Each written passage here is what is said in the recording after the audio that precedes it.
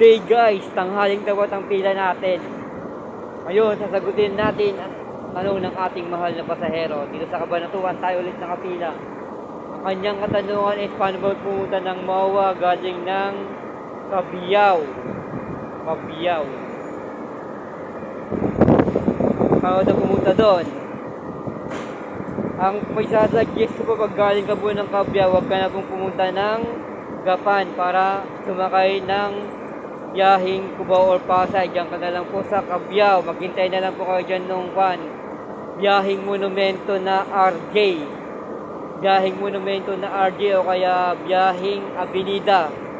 Sakay po kayo nun. Sakay po kayo ng MRT sa monumento. Tapos pag sakay nyo po ng LRT sa monumento, baba po kayo ng EDSA top. Tapos sa EDSA top is sakay na po kayo ng jeep papuntang MOA. Minimum na lang po yung pamasahe doon mula po doon sa EDSA top. Tinatanong nyo rin po kung magkano yung pamasahe, yung estimate na pamasahe. 300, pwede na po yun doon, 300. Balikan, 600, kasya na po yun. Sana nakatulong yung video na to.